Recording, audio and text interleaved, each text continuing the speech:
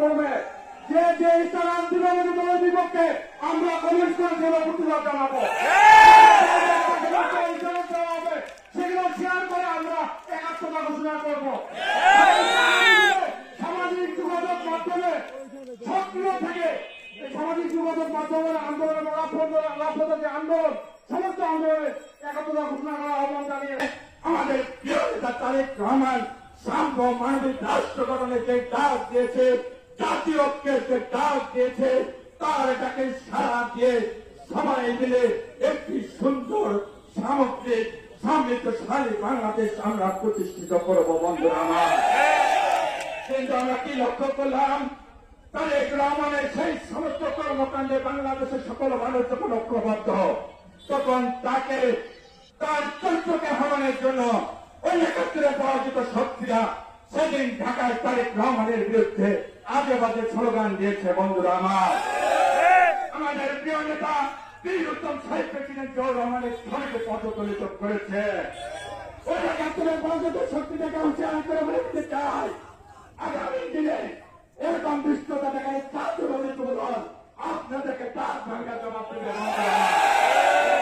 আপনাদের জায়গা বাংলাদেশে হবে না, আপনাদেরকে পিন্ডি পাঠানো হবে না। বন্ধুরা আমার, কিন্তু সাম্প্রতিক বাংলাদেশের রাজনীতিতে কিছু ঘোলা পানি করা হচ্ছে মাছ শিকারের উদ্দেশ্যে, সেটাই আমাদের কনসার্ন, সেটাই আমাদের বিশ্বাস এখন এই শান্তিপূর্ণ অবস্থাটাকে কারা কি কারণে কি উদ্দেশ্যে এই পথে নিয়ে যাওয়ার চেষ্টা চালাচ্ছে। সব কথা খোলামেলা বলবো না।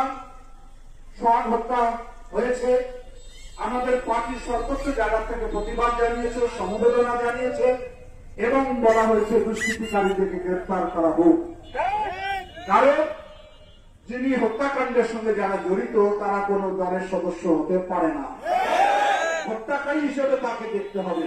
বিএনপির এত ক্লিয়ার মেসেজ থাকার পরেও একটি রাজনৈতিক গোষ্ঠী আমরা দেখলাম বিভিন্ন স্লোগানে বিএনপি এবং আমাদের প্রিয় ভারপ্রাপ্ত চেয়ারম্যানকে দায়ী করে নানান অশ্লীল স্লোগান তুললেন।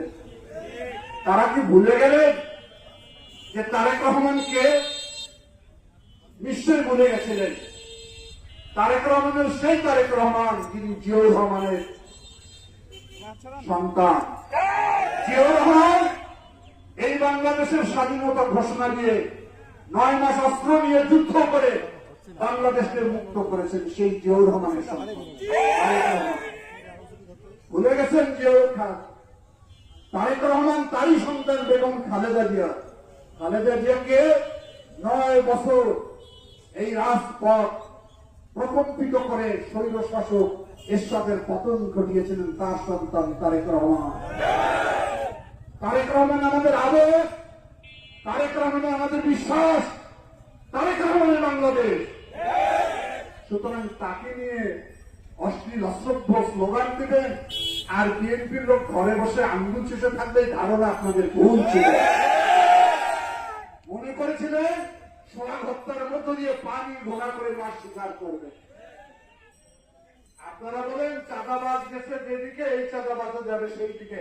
আমরা তো সেই স্লোগান দেই যে বাংলাদেশে কোনো চাঁদাবাজ থাকতে পারবে না।